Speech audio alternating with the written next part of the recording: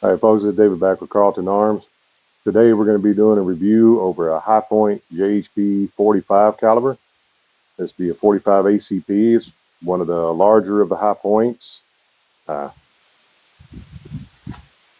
they're right there. It is a pretty good sized pistol.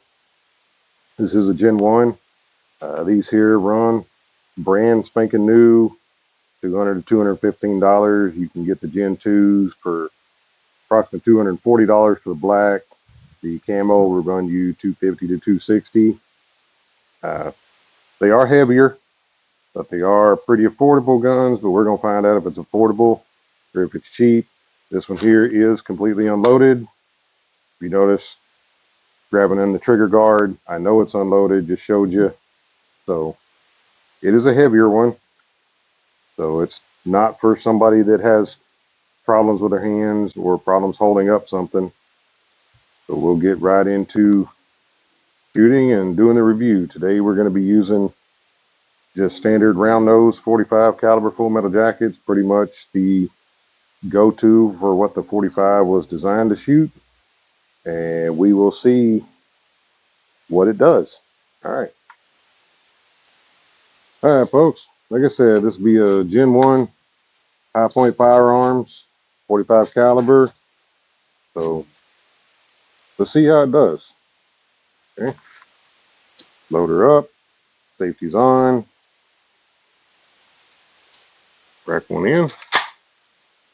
Okay, it fed just fine, so let's see how it shoots here. Okay, take the safety off, ready to shoot. All right.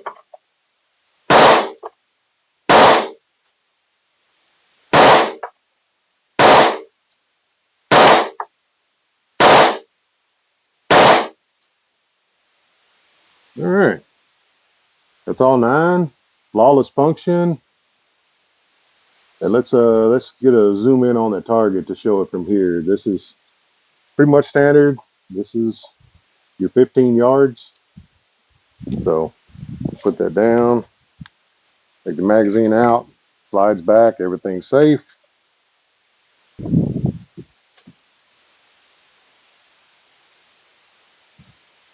All right. On that right hand target, you can see that the grouping is pretty good. It actually shot really nice.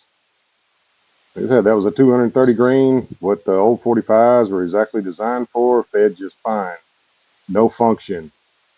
With the original 45s, I would say that that sucker there is worth every penny of the $200. It's good. It's a good affordable gun that everybody can get, function flawlessly. There are no bells and whistles with these things because it is on the lower end of the scale, affordability, but I would not hesitate to recommend this to somebody. So let's try a different round through there. The next one we're going to try is going to be see if it'll shoot some Hornady 185 grain wad cutters. I have a Ruger 45 that we'll do another video comparison with that will not feed the wad cutters. So we'll see what this High Point will do.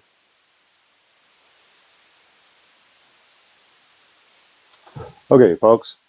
The next one we're going to do will be Hornady 185 grain wad cutters. They're a flat nose with a shoulder on the round itself. So like I said, these will not feed into my Ruger. So we'll see if they'll feed into the High Point or not.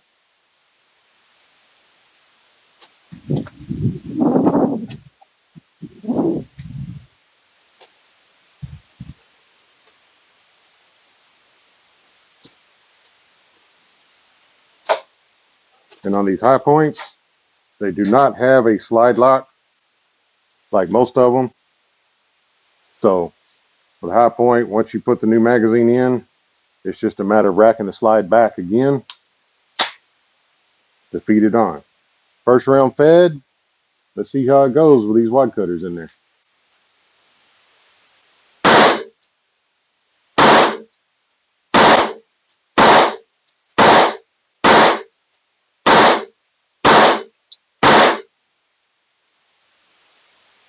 All right, folks, that's the 180 grain wad cutters. and it fed just fine. It shot just fine.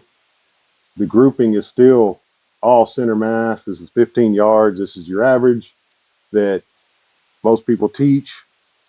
And for right now, I'm going to say that this high point is worth the investment. Like I said, this one right here, Gen 1 of the 45, $200, 215 max. Okay, you can get the Gen 2. They're going to run you around $240 to $260, depending on whether you want black, whether you want camo.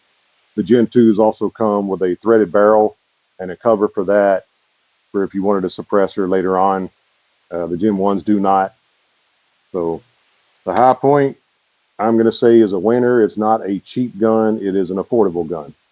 So stay tuned. When we do the next one, we'll do a comparison with this high point, and we'll compare it to the Springfield XDE and the Ruger P95. And we'll bring you a whole nother video on those comparisons. That way we got three different price ranges of firearms by three different manufacturers, and we'll let you know how it all turns out.